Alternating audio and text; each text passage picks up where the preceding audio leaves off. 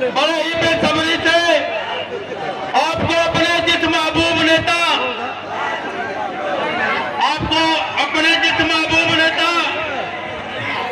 समाजवादी आंदोलन के भविष्य करोड़ों करोड़ों बेजुबानों के जुबान हिंदू मुस्लिम एकता के प्रतीक गरीब किसान नौजवान की लड़ाई सड़क से लेकर सदन तक लड़ने वाले परमादली परम श्रद्धेय समाजवादी पार्टी के राष्ट्रीय अध्यक्ष पूर्व मुख्यमंत्री आदरणीय श्री अखिलेश यादव जी का आगमन आप लोगों के बीच हो चुका है। आप सभी साथियों से मेरा अनुरोध है कि आप सभी साथी लोग शालीनता का परिचय देते हुए अपने अपने स्थान पर बैठने का कष्ट करें। माननीय मुलायम सिंह यादव अमर रहे, माननीय मुलायम सिंह यादव अमर रहे, माननीय सुरेंद्र यादव अमर रहे, माननीय सुरेंद्र यादव अमर रहे। साथियों, हम अपने महबूब नेता का समाजवादी पार्टी के राष्ट्रीय अध्यक्ष और उत्तर प्रदेश के पूर्व मुख्यमंत्री आदरणीय राष्ट्रीय अध्यक्ष जी का कबीर के धरती पर हम अपने तरफ से और समाजवादी परिवार के तरफ से हृदय की गहराई से स्वागत और अभिनंदन करते हैं, खैर मकदम करते हैं। साथियों, अब इस कार्यक्रम को आगे बढ़ाते हुए हम अनुरोध करेंगे, अभी तो हमारे महबूब नेता आदरणीय राष्ट्रीय अध्यक्ष जी, हम सबके महबूब नेता पूर्व सांसद स्वर्गीय श्री सुरेंद्र यादव जी को श्रद्धा सुमन अर्पित कर रहे थे। अब हम अनुरोध करेंगे इस कार्यक्रम को आगे बढ़ाते हुए, इस कार्यक्रम को दिन रात लग करके इस कार्यक्रम को सफल बनाने वाले पूर्व सांसद हम सबके राजनीतिक गुरु श्रद्धेय श्री सुरेंद्र यादव जी के नाती और सम्मानित जिला पंचायत सदस्य इंजीनियर राहुल यादव बादल से हम अनुरोध करेंगे कि वो आए और माननीय राष्ट्रीय अध्यक्ष जी का स्वागत करते हुए माननीय पूर्व सांसद जी को श्रद्धा सुमन अर्पित करें। श्री राहुल यादव बादल। बहुत बहुत धन्यवाद।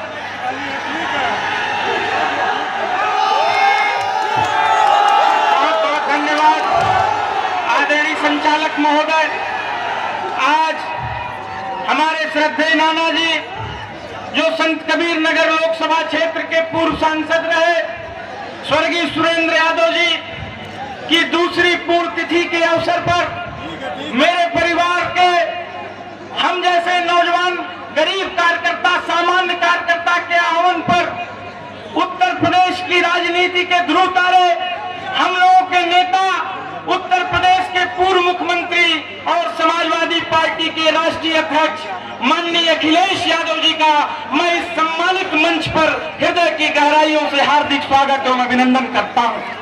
साथियों, इस कार्यक्रम को सफल बनाने में जिन भी लोगों ने मेरा सहयोग किया है, मेरे परिवार का सहयोग किया है, ये सम्मानित जनता जनार्दन, मैं आप सबका भी बहुत बहुत आभार व्यक्त करता हूं और अभिनंदन करता हूं। साथियों, पूर्व के वक्ताओं ने आपको विस्तार से स्वर्गीय सुरेंद्र यादव जी के बारे में बताया जो हमारे पूजनीय नाना जी थे। मैं यहाँ पर कोई राजनीतिक बात नहीं करूंगा, खाली 2 मिनट में अपनी बात को मैं पूरा करूंगा और इस बात को पूरा करने में मैं आदरणीय राष्ट्रीय अध्यक्ष जी का सानिध्य चाहता हूं। मेरी बात को जरूर सुनिएगा। माननीय राष्ट्रीय अध्यक्ष जी, ये सम्मानित मंच और खलीलाबाद संत कबीर नगर की ये जनता आपकी बहुत बहुत आभारी है। हम जैसे नौजवानों का जो हौसला आपने बढ़ाया है, मैं इस धरती पर कहना चाहता हूं, पूरे भारतवर्ष में अखिलेश यादव जैसा कोई नेता नहीं है। साथियों, कोई नेता नहीं है। हमको कौन जानता था? वो क्या जानते थे कि राहुल यादव बादल और आलोक यादव सोनू क्या कर सकते हैं? लेकिन उन्होंने एक बार भी नहीं सोचा और इतने बड़े राजनीतिक परिवार के होने के बावजूद आज हमारे जैसे सामान्य कार्यकर्ता के दरवाजे पर आए। ऐसे लिए इस काम के लिए मैं आपका बहुत बहुत आभार व्यक्त करता हूं। साथियों, स्वर्गीय सुरेंद्र यादव जी के बारे में आप लोगों ने सुना। भावनाओं के इस मंच पर तमाम लोगों ने अपनी अपनी बातों को रखा, मगर कुछ बातें ऐसी हैं जो मैं राजनीतिक मंच से नहीं कह सकता था, मगर चूंकि ये परिवार के लोग यहाँ पर हैं, मैं कहना चाहता हूँ। आदरणीय राष्ट्रीय अध्यक्ष जी स्वर्गीय सुरेंद्र यादव जी संघर्षों के स्मारक थे। उन्होंने जिस संघर्ष की लकीर खींची थी आज संत कबीर नगर का एक एक नौजवान भाई, बड़ा बुजुर्ग, माताएं, बहनें और समाजवादी पार्टी का कार्यकर्ता उस रेखा पर चलने का काम कर रहा है। मैं एक वाक्य आपको बताकर अपनी बात से रुखसत होऊंगा। एक बार की बात है, मैंने किसी किताब में पढ़ा था कि राजनीतिक व्यक्ति का कोई निजी जीवन नहीं होता। आदरणीय नेताजी भी ये बात कहा करते थे, श्रद्धेय जनेश्वर मिश्रा जी भी ये बात कहा करते थे कि राजनीतिक व्यक्ति का कोई निजी जीवन नहीं होता। ये मैं किताबों में पढ़ा करता था। आदरणीय राष्ट्रीय अध्यक्ष जी, मैं इस मंच के माध्यम से बताना चाहता हूं, आप जिस व्यक्ति की पुण्यतिथि में आए हैं, ये दो शब्द जो मैं बोलूंगा शायद ये बात चरितार्थ होगी। एक बार की बात है, आप लोग संघर्ष की बात कर रहे थे। आज के 12-13 साल पहले एक कार्यक्रम था, उसमें स्वर्गीय सांसद जी सादर आमंत्रित थे।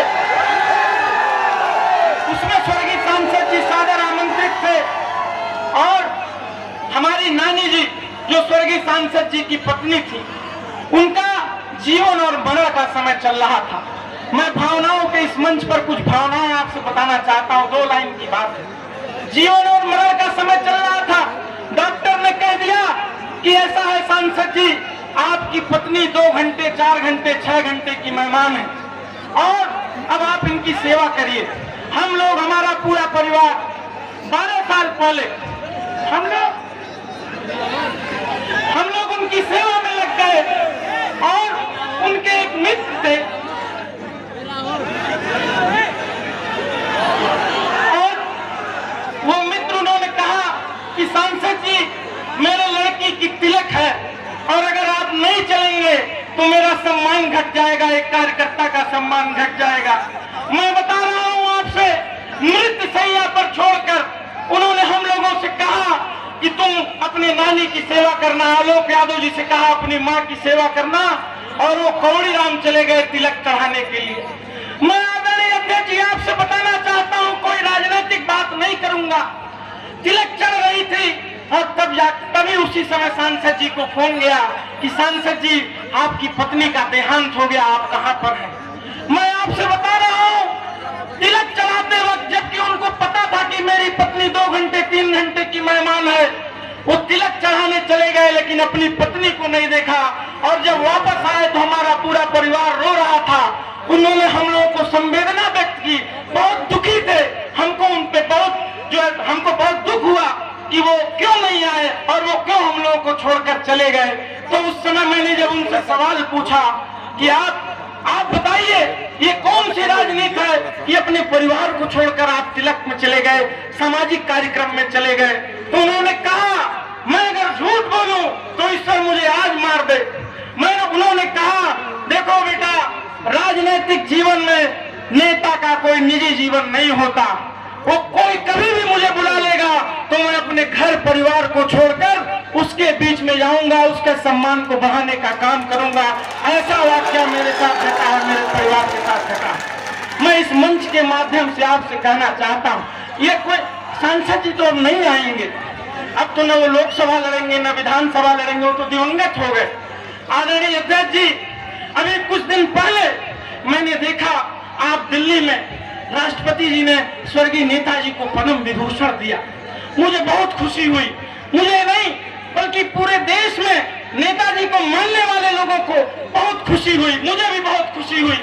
और मैंने आपका चेहरा देखा, हर समाजवादियों ने आपका चेहरा देखा, कितना आपके चेहरे पर जो भाव था, उस भाव को मैंने पढ़ने की कोशिश की।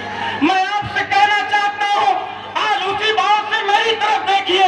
मैं आपको राष्ट्रपति तो नहीं कहना चाहता, उस दिन जो सम्मान पद्म विभूषण का नेताजी को राष्ट्रपति द्वारा मिला, आज आपने आकर मेरे परिवार को, स्वर्गीय सुरेंद्र यादव जी को जो श्रद्धांजलि अर्पित की, वो किसी पद्म विभूषण से कम नहीं है। एक कार्यकर्ता आपसे कहना चाहता है, इस नाते मैं अपने इस महान नेता को, मैं क्या बोलूं, मेरे पास शब्द नहीं है, शब्द की कमी है। हमारे महान नेता जिन्होंने अपनी कीमती समय में से, इतना कीमती जीवन है, देश के महान नेता आज हमारे परिवार को श्रद्धा सुमन अर्पित करने आए। मेरा तो जीवन धन्य हो गया। मैं आज कहना चाहता हूं, जो कर्ज हमारा था स्वर्गीय सुरेंद्र यादव जी के ऊपर, आज वो कर्ज हमने उतार दिया, आपके आने से उतार दिया। और एक बेटी नेता के रूप में आज आपने उनको श्रद्धांजलि अर्पित की। मैं भावनाओं के इस मंच पर आपका बहुत बहुत स्वागत और अभिनंदन करते हुए अपनी बात को खत्म करूंगा। बहुत बहुत धन्यवाद। स्वर्गीय सुरेंद्र यादव जी अमर रहे, श्रद्धेय नेताजी अमर रहे, समाजवादी पार्टी जिंदाबाद, माननीय अखिलेश यादव जी जिंदाबाद। बहुत बहुत धन्यवाद राहुल जी। अब हम अनुरोध करेंगे समाजवादी पार्टी के जिलाध्यक्ष श्री अब्दुल कलाम साहब से को आए और माननीय राष्ट्रीय अध्यक्ष जी का स्वागत करें।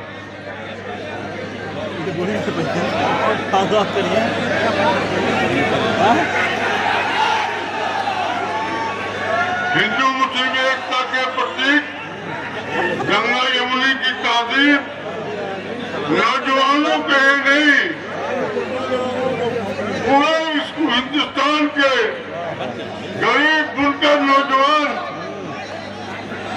के दिलों की धड़कन आज जिस तरीके से आज मैं कह सकता हूँ कि अब हमारे ही करेंगे रोशनी का फैसला, जिस दिए में तेल है वो दिया ना जाएगा। हमने अपने राष्ट्रीय अध्यक्ष इसके पहले हमारे बगल में हमारे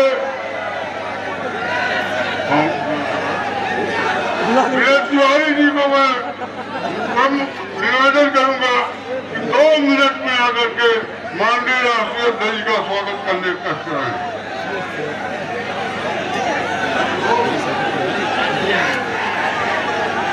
आज इस कबीर की धरती पर समाजवादी पार्टी के राष्ट्रीय अध्यक्ष परम आदरणीय श्री अखिलेश यादव जी का हम अभिनंदन करते हैं, स्वागत करते हैं। हम उनके आभारी हैं। हम सब लोग पूर्वांचल के लोग अभी जैसे आप सब लोग नारा लगा रहे हो, आदरणीय अध्यक्ष जी को आए हुए गोरखपुर से लगभग और यहाँ की दूरी 2.5 घंटे से ऊपर समय में हम लोगों ने तय किया है। वहाँ पे आदरणीय अध्यक्ष जी बहुत समय से आ गए थे, लेकिन आप ही की तरफ से जो उत्साह है गोरखपुर से लेकर और खलीलाबाद तक, संत कबीर नगर तक युवाओं का, नौजवानों का और समाजवादी लोगों का जो उत्साह था देखने को मिल रहा था। आज गोरखपुर में आदरणीय अध्यक्ष जी ने अघोषित रूप से एक तरह से एक रोड शो कर दिया।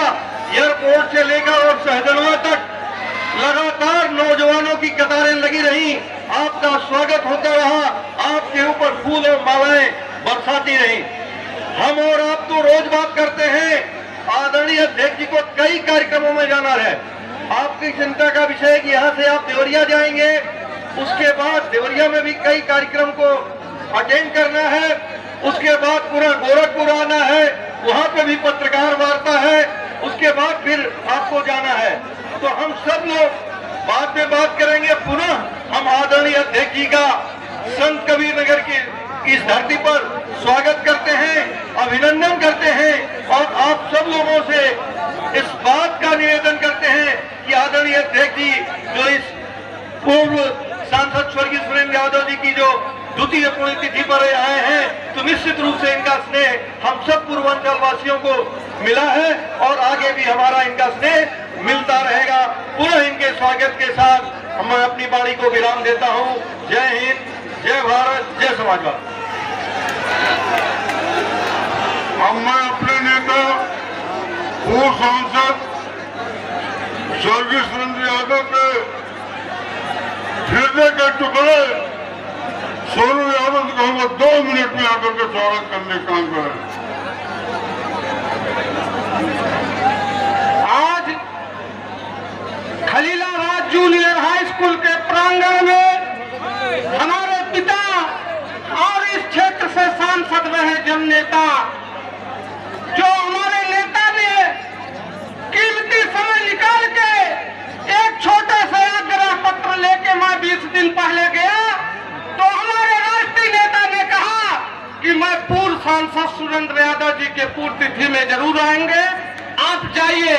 मुझे विश्वास नहीं था कि आदरणीय अध्यक्ष जी आएंगे, लेकिन पहले अपना कीमती समय निकाल के प्रोग्राम बन आया कि आपके श्रद्धांजलि सभा में आपके पिताजी के दूतीपुर सीट पे आ रहे राष्ट्रीय अध्यक्ष। जब ये जानकारी इस जनपद वासियों को हुई तो उन्होंने कहा कि माननीय सुरेंद्र यादव पूर्व सांसद अखिलेश यादव जी के इतने बड़े करीबी थे कि जिसकी कोई सीमा नहीं है। दोस्तों, मैं कहना चाहता हूँ, मेरे पिताजी एक गरीब परिवार में पैदा हुए।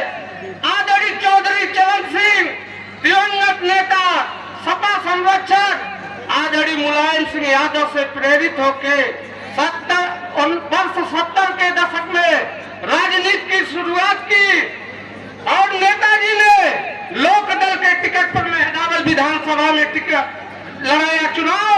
सामंतवादियों का इलाका था। मेरे पिताजी चुनाव लड़े और बहुत कम वोटों से हार गए। बैठे आदरणीय रामप्रसाद चौधरी जी 1989 में यहाँ 2 दावेदार थे, एक रामप्रसाद चौधरी, दूसरे मेरे पिताजी। मेरे पिताजी का टिकट कट जाता है तो आदरणीय नेताजी क्रांति रथ लेके आते हैं प्रचार करने। मेरे पिताजी माला पहनाने जाते हैं तो आदरणीय नेताजी ने कहा, सुरेंद्र यादव जी तुम्हारा टिकट कटा है, मुझे कष्ट है, आगे एमएलसी का चुनाव है। ऐसे जनता घेरी हुई थी। इसी मेहदावल चौराहे पे रामप्रसाद चौधरी जी साथ आए थे और घोषणा करके गए थे कि एमएलसी आपको मैं लड़ाऊंगा। लेकिन मेरे पिताजी कुछ चुनिंदा लोग गए, नेताजी से कह दिए कि सुरेंद्र यादव एक मामूली वकील है, वो चुनाव नहीं लड़ पाएगा। मेरे पिताजी का एमएलसी का भी टिकट कट जाता है और नेताजी 1991 में जब नई पार्टी का गठन कर रहे थे तो संयोग से मेरे पिताजी चुनाव लड़े 91 में और 8,500 से पहला ही लोकसभा जीत गए और उनको जबरदस्ती प्रशासन ने हरा दिया।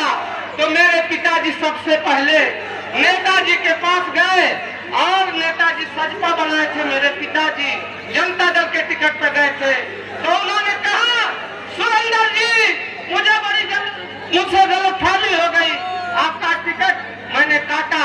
फिर नेताजी के सहयोग से 1996 में इसी जगह पे जनता दल और समाजवादी के संयुक्त उम्मीदवार हुए।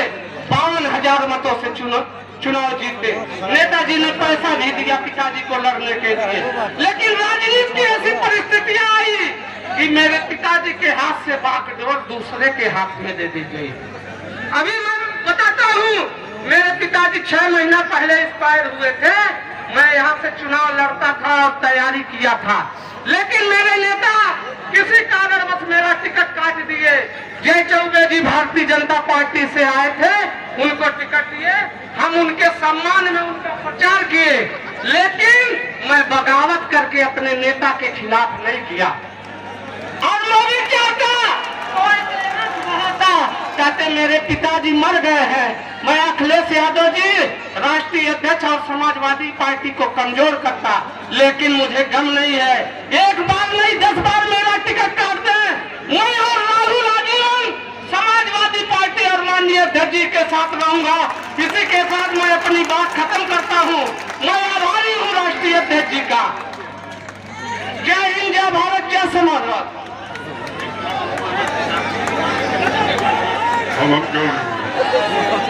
नेताजी अमर रहे, नेताजी अमर रहे, नेताजी अमर रहे, सुरेंद्र यादव एमपी अमर रहे, सुरेंद्र यादव एमपी अमर रहे, सुरेंद्र यादव एमपी अमर रहे। अब मैं ऐसी शख्सियत जो हिंदुस्तान की रूह है रवा, जो पिछड़ों की ललकार, अकलियतों की ललकार, अकलियत के लिए सीना खोल करके लड़ाई लड़ने वाले हिंदुस्तान के नहीं पूरे दुनिया में जाने वाले ऐसी हस्ती जो हमारे राष्ट्रीय अध्यक्ष, मैं अपने राष्ट्रीय अध्यक्ष जी को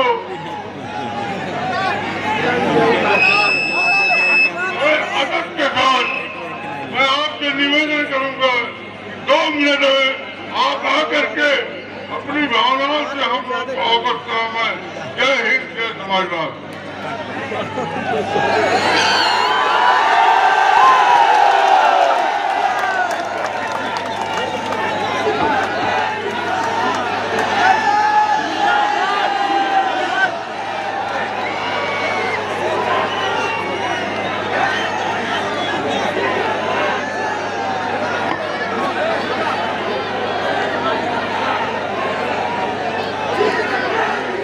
हमारे साथ मंच पर पूर्व में रहे विधानसभा के स्पीकर विधायक आदरणीय माता प्रसाद पांडे जी, पार्टी के जिलाध्यक्ष अब्दुल कलाम साहब, संचालन कर रहे नित्यानंद यादव जी, स्वर्गीय सुरेंद्र यादव जी के इस पुण्यतिथि के कार्यक्रम के आयोजक आलोक यादव सोनू जी, संयोजक राहुल यादव बादल, श्री बलीराम यादव, संतोष सनी, मंच पर उपस्थित राम प्रसाद चौधरी जी, पार्टी के बस्ती के जिलाध्यक्ष महेंद्र यादव, मंच पर उपस्थित जय चौबे जी, लक्ष्मीकांत और पप्पू निषाद, अलगू प्रसाद चौहान जी, जयराम पांडे जी, संतोष यादव, रामनारायण यादव जी, लोनिक यादव, गौहर अली खान साहब, सुनील सिंह जी, रामदरस यादव जी, केडी यादव जी, राम आशीष जी, इंदल, रामब्रज, इंजीनियर सुरेंद्र, मोहम्मद अहमद, कौशल चौधरी, महेंद्र प्रताप, कोमल जी, बहुत बड़ी संख्या में जिनके मैं नाम नहीं ले पा रहा हूं, मंच पर उपस्थित सभी समाजवादी पार्टी के नेता, इस कार्यक्रम में उपस्थित बड़ी संख्या में हमारे आदरणीय बुजुर्ग, माताएं, बहनें, स्वर्गीय सुरेंद्र यादव जी के सभी मानने वाले सहयोगी, साथी, मित्र, बड़ी संख्या में समाजवादी साथी, नौजवान साथी, पत्रकार बंधुओं, मैं सबसे पहले स्वर्गीय सुरेंद्र यादव जी के परिवार के लोगों का मैं धन्यवाद देना चाहता हूं कि जिन्होंने हमें आने का यहां मौका दिया है। साथ ही साथ समाजवादी पार्टी के अध्यक्ष और हमारी पार्टी के तमाम नेता जब भी मुझे लखनऊ में इस दर चुनाव में मिले, उन्होंने एक ही बात मुझसे कही कि उनके परिवार के लोग और हम सब लोग मिलकर के पूर्व सांसद स्वर्गीय सुरेंद्र यादव जी की पुण्यतिथि मना रहे हैं। अगर आप लोग रह लेंगे तो बड़ा सम्मान की बात होगी। मैं आपका धन्यवाद देता हूं और आभार प्रकट करता हूं कि आपने मुझे आने का मौका दिया और इतनी बड़ी संख्या में उनके साथ जिन्होंने काम किया है, कंधे से कंधा मिलाकर के समय समय पर उनके साथ खड़े हुए हैं, उनसे मिलने का मौका मिला। आज चाहे वो सांसद जी हमारे बीच नहीं हैं, लेकिन वो हमारी यादों से जुड़े हुए हैं, हमारी यादों में हैं। और हमसे पूर्व बहुत सारे साथियों ने अपने साथ रह करके जो उनकी यादें हैं वो कहीं न कहीं आपके बीच में रखी होंगी। उन्होंने स्मरण किया होगा कि किस तरीके से उन्होंने समाज की सेवा की। जो लोग समाज की सेवा करते हैं वही राजनीति में ऊंचाइयों पर पहुंचते हैं। अभी मैं जब भाषण सुन रहा था तो एक साथी बोल रहे थे कि उनका सामाजिक जीवन कुछ नहीं था, सब जनता के लिए था। पूरा जीवन उनका खुला हुआ था किताब की तरह। चाहे उन्हें किसी समय जनता ने अगर बुलाया होगा, अगर अपनी तकलीफ और परेशानी बताई होगी तो वो उनके साथ खड़े दिखाई दे होंगे। जहां पत्नी की परवाह नहीं की उन्होंने और जनता के बीच में पहुंच हमेशा रहे और काम करते रहे। ऐसे कम लोग होते हैं जो सार्वजनिक जीवन में जो सब कुछ भुला देते हैं। और सच्चाई भी यही है। राजनीति का उतार चढ़ाव जिसने देखा होता है, राजनीति की ऊंचाइयों तक वही पहुंचता है जो राजनीति की उतार चढ़ाव को और टेढ़े मेढ़े रास्ते को समझ लेता है। सुरेंद्र यादव जी वो नेता रहे जिन्होंने राजनीति को समझा, और अगर कभी उन्हें राजनीति के लिए कुछ त्याग भी करना पड़ा, वो त्याग कर करके खड़े हो गए, कभी उसकी परवाह नहीं की। अगर वो टिकट कट गई, टिकट मिली नहीं मिली, लेकिन उन्होंने कभी भी समाजवादियों का साथ नहीं छोड़ा। आज मैं उनके बीच, उनके सदस्यों के बीच में आया हूं। यहाँ के लोगों से मिलकर के मुझे महसूस हो रहा है कि वो चाहे हमारे बीच से चले गए हों, लेकिन किसी न किसी रूप में हमारे और आपके बीच में वो जिंदा है, हमारे आपके बीच में है। ऐसे व्यक्तित्व को, ऐसे सुरेंद्र यादव जी को मैं याद करता हूं और अपनी तरफ से और अपनी पार्टी की तरफ से भी उन्हें श्रद्धांजलि देता हूं।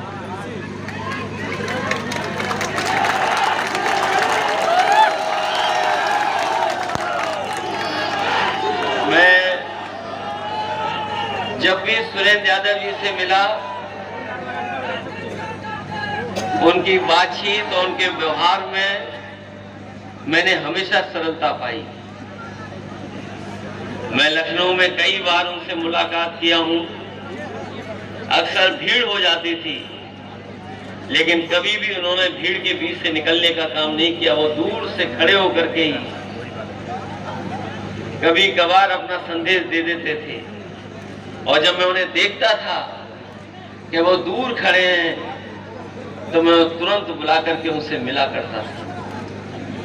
ऐसे सरल व्यक्तित्व के और ऐसे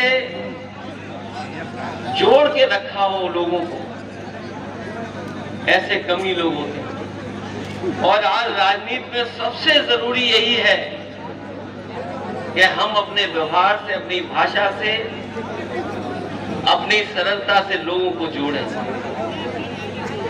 आज जब मैं कबीर की धरती पर आया हूं, चढ़ते चढ़ते मुझे एक साथी ने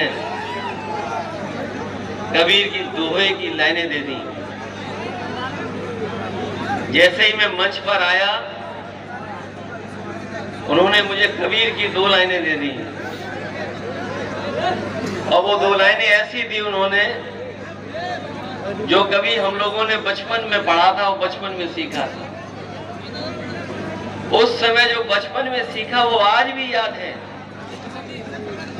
और आज के समय पे तो इन 2 लाइनों की बहुत जरूरत है। हमारे अध्यक्ष जी हमारे साथ हैं, विधायक लोग हमारे साथ हैं जो मंच पे बैठे हैं।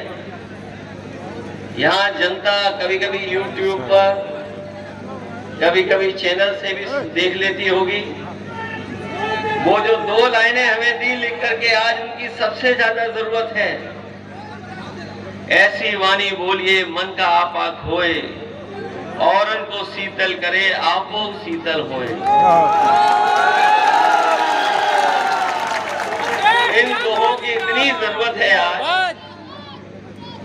मैं समझता हूँ ये गोरखपुर वाले अगर सीख जाएं तो उत्तर प्रदेश का ज्यादा भला हो जाएगा।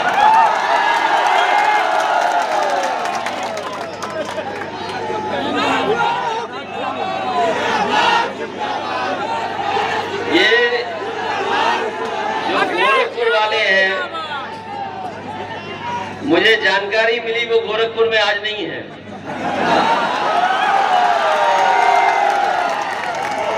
और जब मैं गोरखपुर में गया हूँ, एयरपोर्ट से लेकर के जब तक मैंने देखा तब उनका गोरख धंधा देखता हुआ निकला।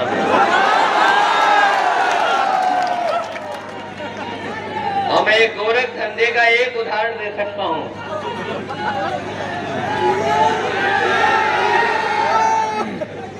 ये पूर्वांचल एक्सप्रेस वे सबने देखा होगा, और कुछ लोगों को जानकारी होगी ये बन रहा है, सड़क बन रही है।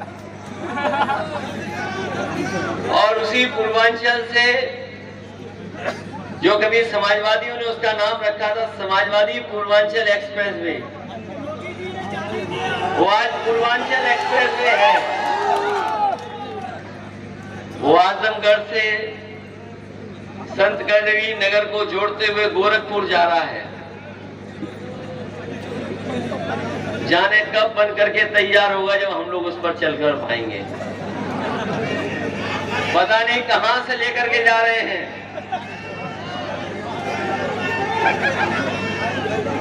मुझे नहीं पता कहां से लेकर के जा रहे हैं,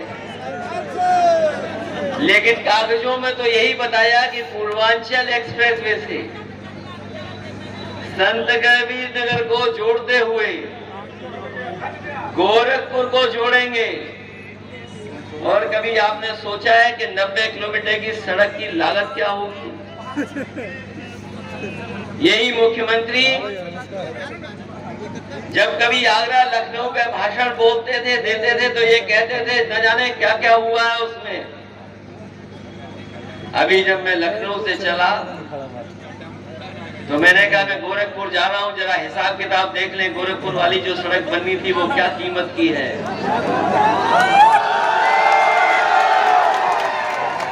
आप कल्पना नहीं कर सकते, वो 90 किलोमीटर की सड़क लगभग 5,000 करोड़ रुपए में बन रही है। 90 किलोमीटर की सड़क 5,000 करोड़ में बन रही है। तो सोचो, हिसाब किताब लगाओ तो 1 किलोमीटर कितने रुपए की पड़ी। न वो 6 लेन है, न वो 8 लेन है, वो 4 लेन है। कहीं वो वाला हिसाब किताब मत लगा देना जो सदन में लगाया था 46 में 56। हम तो पूछते ही रह गए कि भाई 46 में 56 कब हो गए, ये बताओ हमें।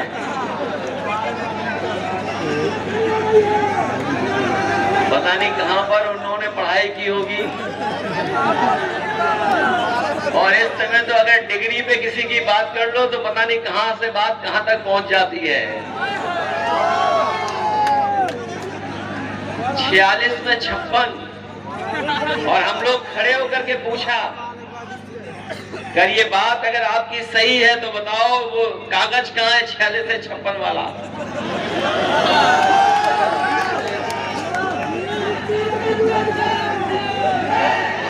कोई कहीं कुछ कह सकता है, लेकिन सदन में बोली हुई बात सच होनी चाहिए।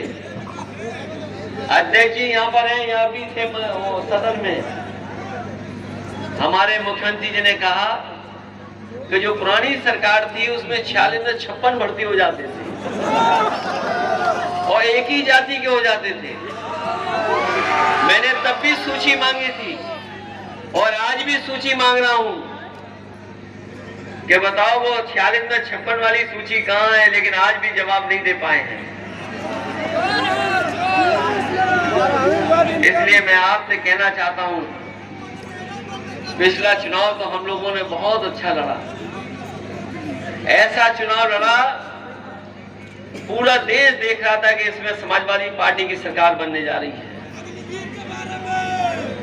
हम लोग सीटें भी बहुत जीत गए, लेकिन कुछ सीटें हम लोग कम वोटों से रह गए।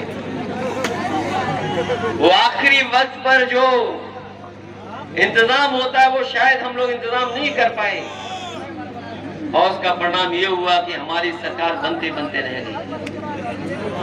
अगर आज पीछे मुड़ करके देखें हम लोग, ये जो डबल इंजन की सरकार चल रही है कहां पहुंचा दिया हम लोगों को।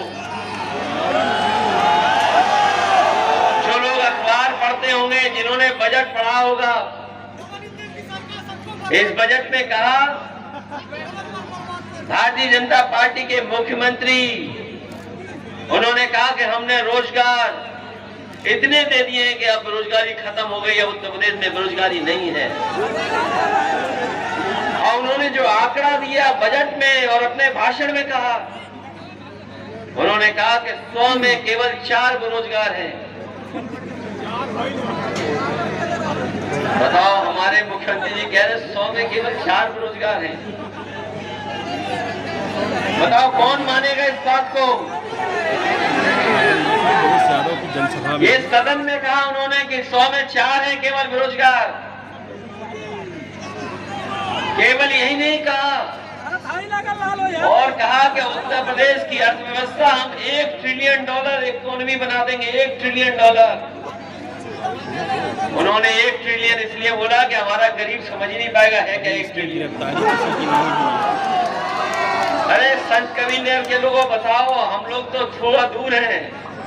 ये गोरखपुर वाले जो मुख्यमंत्री इन्होंने कहा $1 ट्रिलियन इकोनॉमी है क्या आखिरकार? संचालक का नाम अज्ञात है। बताओ कोई $1 ट्रिलियन इकोनॉमी है कोई बात? बाकी वहाँ पे पौली में जो जायका रेस्टोरेंट का संचालक है ये अर्थव्यवस्था ले जाना चाहते, जाने कहाँ पर? और जो अर्थव्यवस्था बता रहे हैं कि अगर हमारे उत्तर प्रदेश की ये अर्थव्यवस्था होगी, इतनी ग्रोथ रेट है, तो उसका मतलब ये है कि कहीं न कहीं अस्पताल बन रहा है, कहीं न कहीं पुल बन रहा है, कहीं न कहीं सड़क बन रही है, कहीं न कहीं नौकरी मिल रही है, रोजगार मिल रहे हैं, कारखाने लग रहे हैं। लेकिन जमीनी सच्चाई वो नहीं है। और अपने झूठ को सच करने के लिए अमेरिका से कंपनी बुलाए हैं। जो झूठ बोलते हैं ये लोग, उसको जनता सच समझे, उसके लिए अमेरिका से कंपनी बुलाई गई है। उसको 200 करोड़ रुपए दे रहे हैं, 200 करोड़ उसे दे रहे हैं। और जो घरों में टीवी पहुंच गया है, उसके चैनल के लोगों को 2000 करोड़ रुपए दे रहे हैं। 200 करोड़ उधर और 2000 करोड़ इन्हें, जिससे कि आप लोग कभी भी $1 ट्रिलियन की इकोनॉमी समझ ही न पाओ। बताओ समझ में आई क्या 1 ट्रिलियन इकोनॉमी? और हमें तो ये लगता है कि $1 ट्रिलियन की इकोनॉमी वही है कि आपके सड़कों पर सांड घूमेंगे। अभी हालांकि चुनाव नगर पालिका टाउन एरिया का है, इसमें कूड़े का चुनाव है। बताओ भारतीय जनता पार्टी क्या कूड़े का इंतजाम कर पाई? क्या भारतीय जनता पार्टी नालियां ठीक कर पाई? और नालियां तो दूर, इस भारतीय जनता पार्टी के लोगों ने कहा कि हम गंगा मैया की सफाई कर देंगे। गंगा मैया की सफाई तो नहीं हुई, लेकिन अरबों रुपए के बजट की सफाई हो गई, वो पता नहीं लगा कहां चला गया। और गंगा मैया तब तक नहीं साफ हो सकती जब तक शहरों की नालियां ना साफ हो जाएं। और नालियां जिन नालों से जुड़ती हैं, जो नाले नदियों से जुड़ते हैं, और जो नदियां गंगा में जुड़ती हैं, तब तक हमारी मां गंगा की सफाई नहीं हो सकती। और इधर जिन्होंने अखबार पढ़ा होगा, कुछ बातें तो अखबार में बहुत छप रही हैं, बहुत छपवाई जा रही हैं। कुछ बातें तो अखबार में बहुत छपवाई जा रही हैं, लेकिन इधर आपने खबर पढ़ी होगी कि एक उद्योगपति के यहाँ छापा पड़ा है और पिछले 3 दिन से इनकम टैक्स के लोग वहां पर हिसाब किताब लगा रहे हैं। सुनने में ये भी आ रहा है कि जो मोबाइल की व्हाट्सएप है, उसमें बड़े बड़े नेताओं के भी व्हाट्सएप हैं। घबराइए मत, वो सब नेता भारतीय जनता पार्टी के हैं। एक छापा पड़ रहा है यहाँ पर उत्तर प्रदेश में, दिल्ली की एजेंसी छापा मार रही उत्तर प्रदेश में, और उत्तर प्रदेश की एजेंसी छापा मार रही दिल्ली में। एक उद्योगपति, उस पे आरोप है कि वो प्रधानमंत्री के कार्यालय का वाईफाई इस्तेमाल करता है। एक आरोप है एक व्यापारी पर, जायका रेस्टोरेंट वाले संचालक कि जो प्रधानमंत्री का वाईफाई है वहां पर, उसका वो इस्तेमाल कर रहा था, और जिससे वो धोखाधड़ी दे करके न जाने कितने लोगों से पैसा वसूला। तो सोचिए, दिल्ली के उस इलाके में जो सबसे ज्यादा सिक्योरिटी का इलाका है, क्या नाम बताए, वहां पर दिल्ली की बड़ी बड़ी एजेंसी नहीं पकड़ रही है। उत्तर प्रदेश की एसटीएफ जा रही है उसको पकड़ने, और दिल्ली की एजेंसी आ रही है, वो उत्तर प्रदेश को पकड़ रही है, उत्तर प्रदेश के व्यापारी को पकड़ रही है। कहीं ऐसा तो नहीं है ये जो डबल इंजन की सरकार के इंजन आपस में टकरा रहे हों।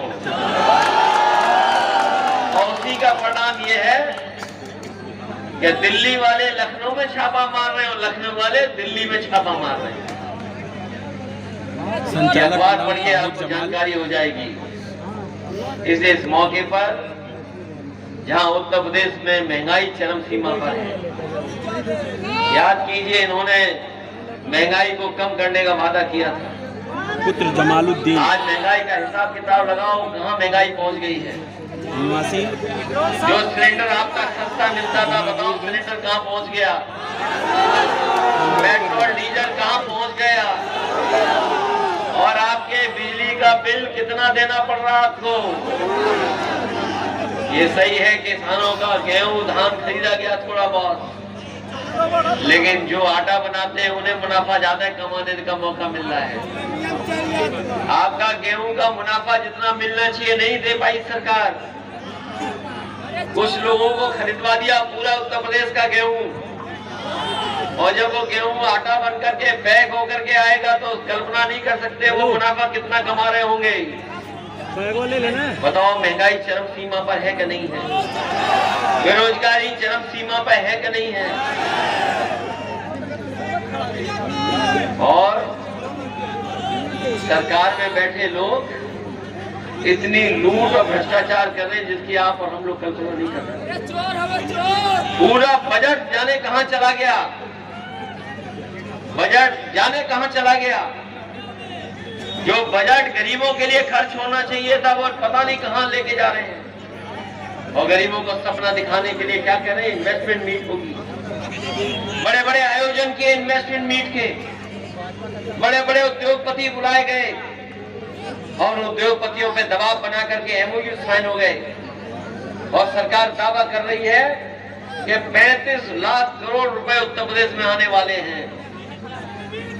बताओ लखनऊ में एमओयू हुए, संत कबीर नगर में अगर मिला हो 1 लाख रुपया भी तो बता दो हमें सरकार की तरफ से। कोई कारखाना लगा हो तो बताओ, कोई उद्योग लगा हो तो बता दो आप। तो ये 35 लाख करोड़ जा कहां रहे हैं रुपया। इसलिए इस मौके पर हम आपसे इतना ही कहना चाहते हैं कि नगर निकाय के चुनाव है, टाउन एरिया नगर पालिका के चुनाव है।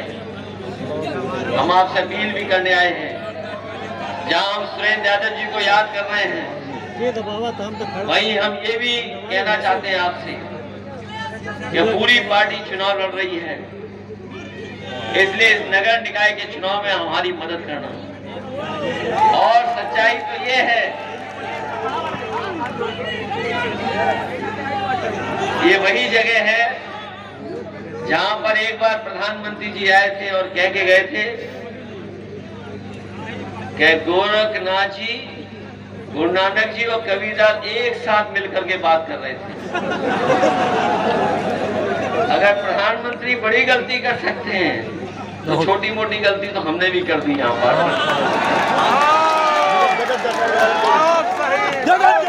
इसलिए अदला बदली हो गई कुछ जगह पर।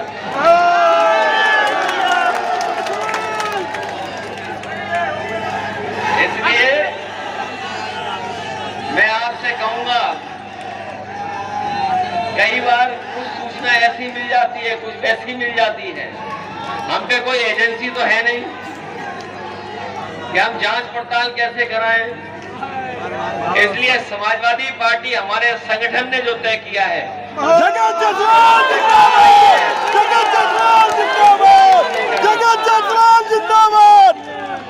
उन सबकी मदद करना जो संगठन हम लोगों ने तय किए हैं। और जिन लोगों को हम उन्हें भी हम बुला लेंगे मंच में, नाराज मत होना, उन्हें सम्मान देंगे। इधर आइए, सम्मान देंगे, इधर आइए।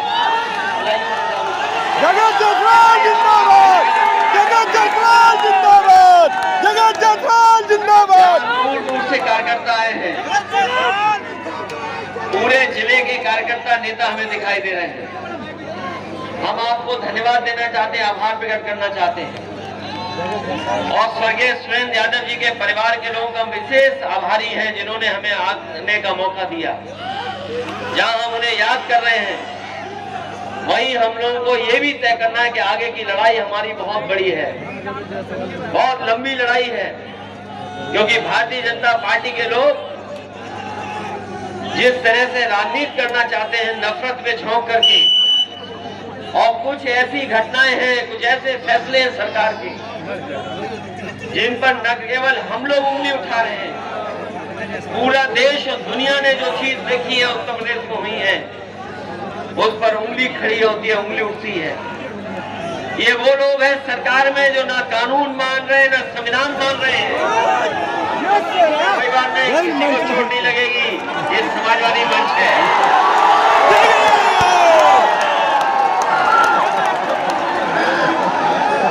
एकदम स्वस्थ है साहब।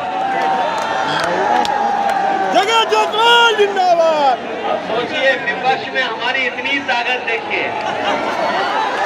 इसलिए हम आपसे कहना चाहते हैं कि जो नगर पंचायत बेदर कला है, उसमें समाजवादी पार्टी की प्रत्याशी प्रतिमा निषाद जी, उनकी मदद करना। धर्म सिंह व मोहम्मद अली जी लड़ रहे हैं, उनकी मदद करना। नगर पंचायत मैदाबाद लक्ष्मी निषाद, उनकी मदद करना। नगर पंचायत बागनगर बखेरा इशाक अंसारी साहब, उनकी मदद करना। नगर पंचायत मगर जन्नतुन निशा, उनकी मदद करना। नगर पंचायत हरिहरपुर ब्रजेश पाल जी की मदद करना। नगर पंचायत हैसल बाजार घनघटा मनीषा पासवान जी की मदद करना। और नगर पालिका परिषद खैराबाद जगत जायसवाल जी की मदद करना।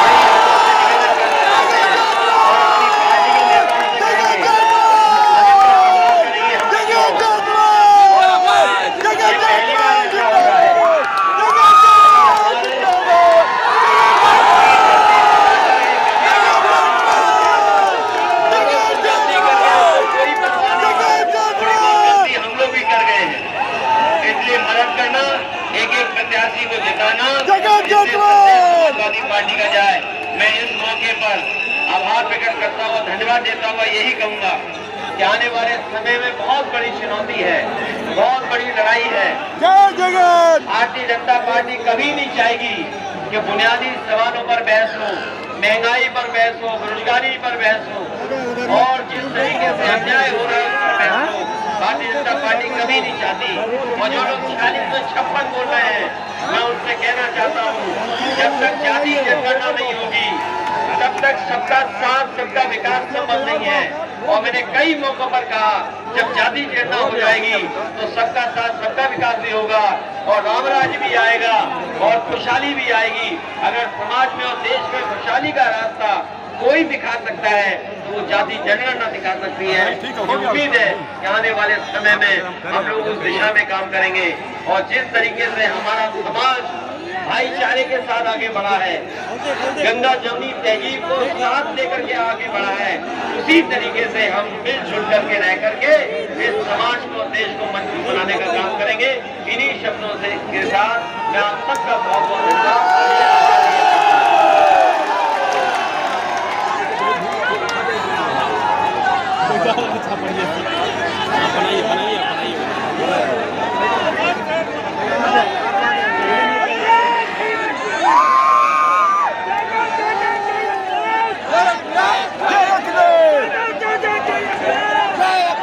जगह जायसवाल जिंदाबाद।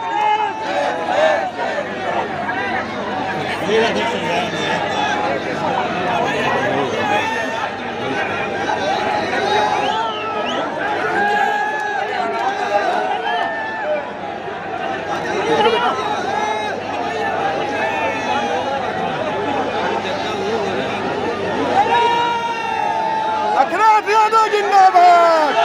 अखिलेश यादव जिंदाबाद।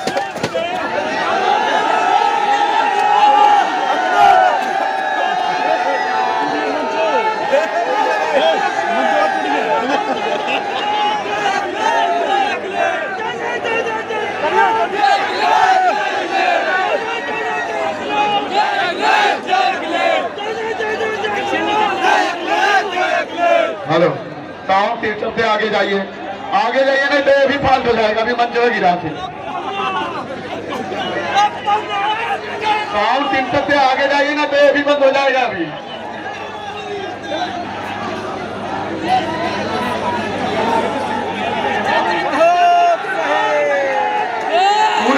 पूरब निकलिए, जगह नहीं है पीछे। साउंड सिस्टम फिर बेकार हो जाएगा।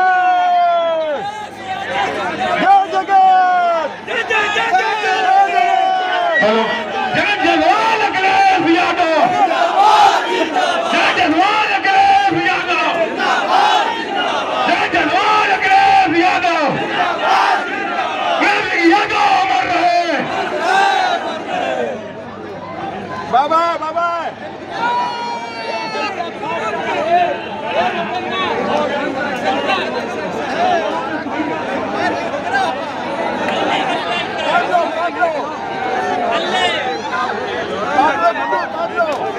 दिखाओ ये तुड़िया दिखा दे दिखाओ